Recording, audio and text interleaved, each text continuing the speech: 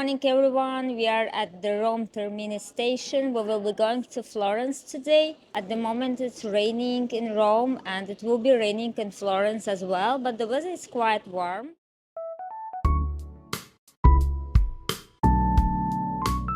We have purchased our tickets in advance, and we still have 40 minutes until our train departure.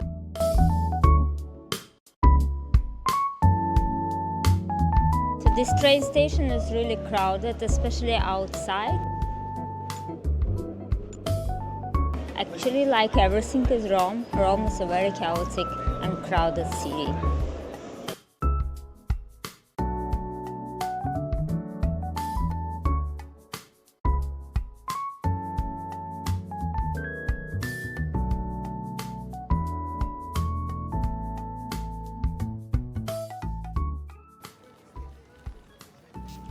The train ride was super comfortable, but Florence met us with heavy rain as soon as we arrived.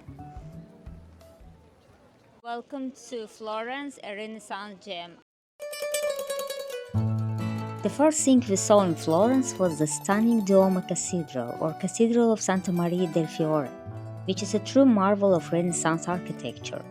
Its dome, designed by Filippo Brunelleschi, was built without the use of scaffolding, and still holds the title of the largest brick dome in the world. The bricks used to build the dome were lighter than usual to help reduce weight and support the structure, and the colorful marble facade completed in the 19th century is a more recent addition, and it took over 100 years to complete it.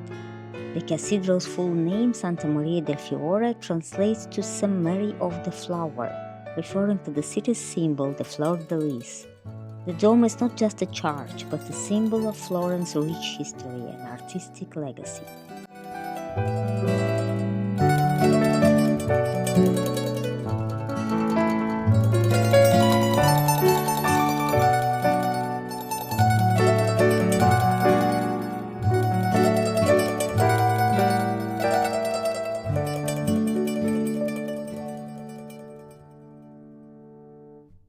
Visiting the city for the first time, and I'm really excited because this is the most beautiful Renaissance city in Italy.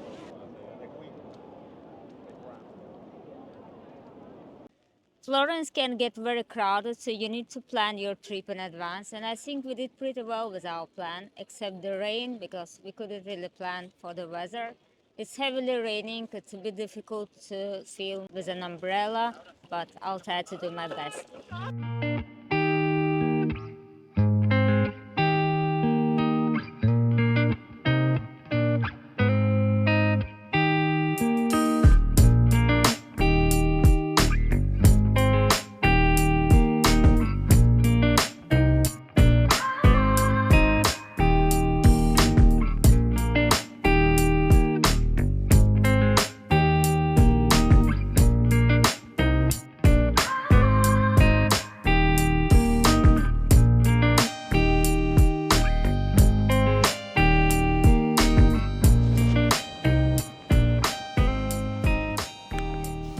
We are going to visit one of the most historical cafe places in Florence, Cafe Gilli. It was established in 1733 and it's known for its beautiful decor. And another notable place here is Paszkowski Cafe, which is also operational since the beginning of 20th century. This is the Paszkowski Square, and you can find both of them here.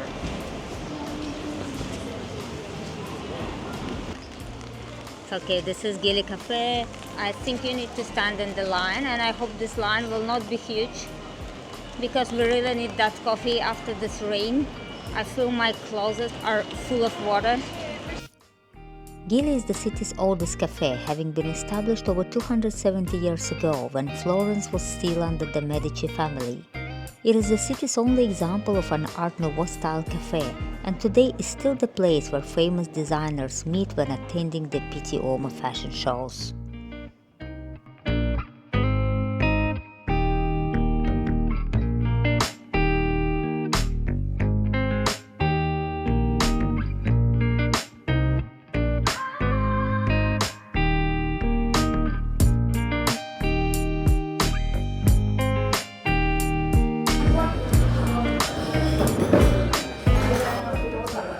almost nothing inside.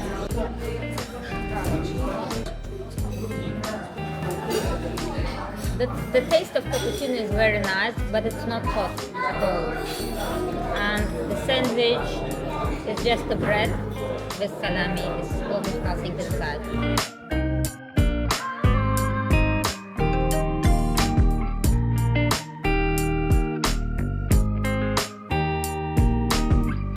Okay, this one fiore di zucca, it's better. It's crunchy, it's okay. It's not really something special, to be honest, but it's okay. After enjoying our coffee, we returned to the cathedral area where a long line of visitors stood in the rain waiting to enter it. We were not planning to go inside, so we continued our journey to the Accademia Gallery.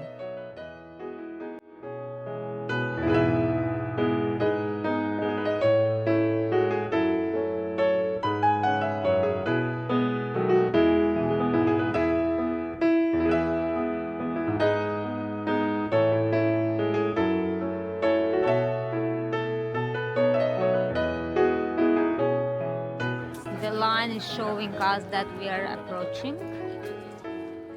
So you need to pick up your ticket first, and we were sent to the corner of the street.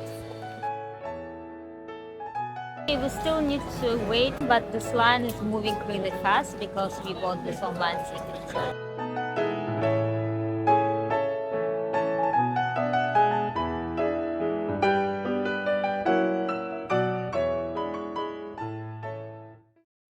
On the entrance to the gallery, you can see the sculpture by Giambologna called The Rape of the Sabine Women, which tells the story from ancient Roman mythology.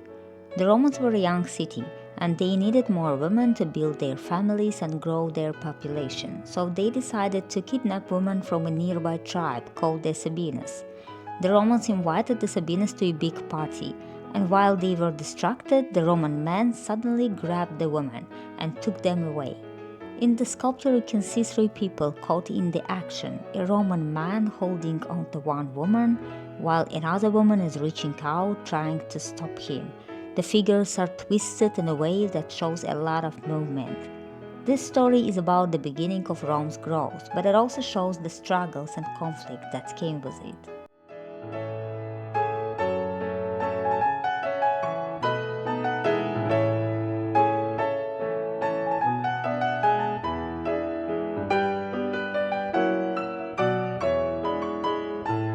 We are here in the Accademia Gallery, and we came here to see the most famous sculpture of all time and also the unfinished works of Michelangelo. I'm really excited about this, especially about this unfinished works. And it's incredible, it's so impressive.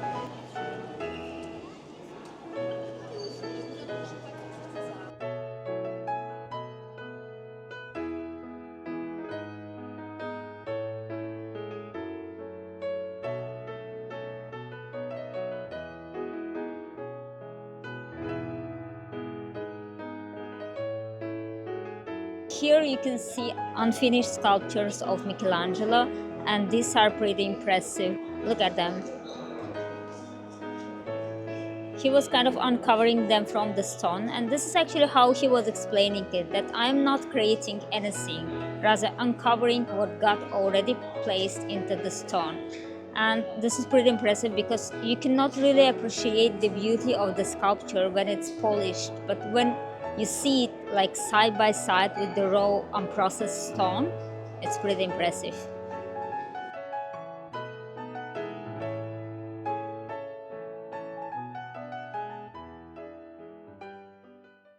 Okay, now we are approaching the most beautiful sculpture of all time. The David is considered one of the greatest works of art from the High Renaissance. David represents the biblical hero who defeated the giant Goliath with a single stone. In the context of Florence, David symbolized the Republic's struggles and strengths. Michelangelo actually worked with a flawed block of marble that other artists had rejected. He transformed it into this incredible figure, proving that even imperfection can lead to greatness.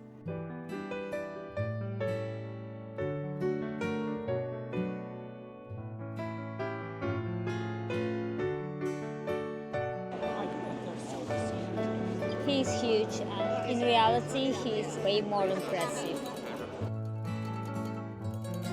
It's very beautiful indeed. After a lot of walk and museums, we deserve gelatos. We are going to a place which is said to be the best gelato place in Florence. The place is called Edoardo.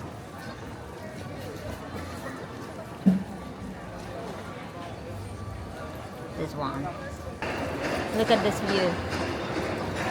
What is interesting about them is not only the view, but they have new flavors each day. So these are today's flavors.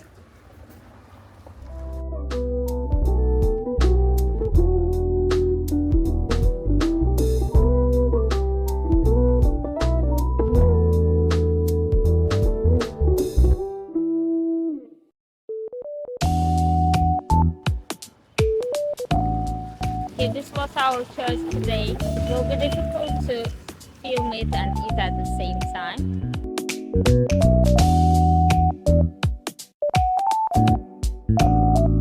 This one is really good. It's really special. I've tasted several gelatos here in Italy, but this one is really different. The flavor is so intense, so I really recommend this place.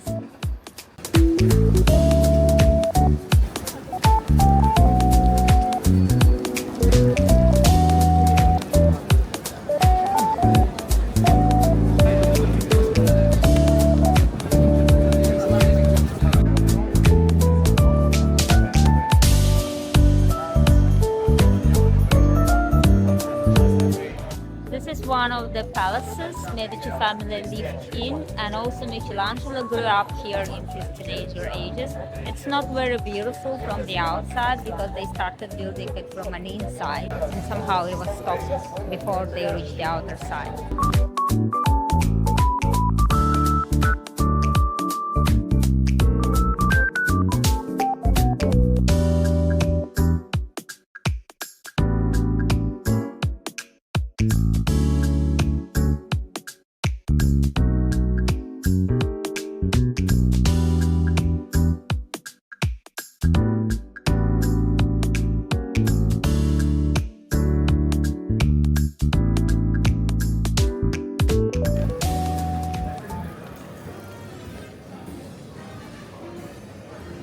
In Florence, I really recommend you to get off the busy streets and explore some of the side streets. They are really, really beautiful. They are narrow, full of the shops, full of the restaurants, very colorful and very authentic. We have enjoyed our time in Florence a lot, and before I came here I didn't really have a full grasp of the meaning of Renaissance and how it influenced our life with the shift of religious focus to a greater emphasis on humanism and creativity. If you enjoyed this video, don't forget to like, comment and subscribe for more travel adventures.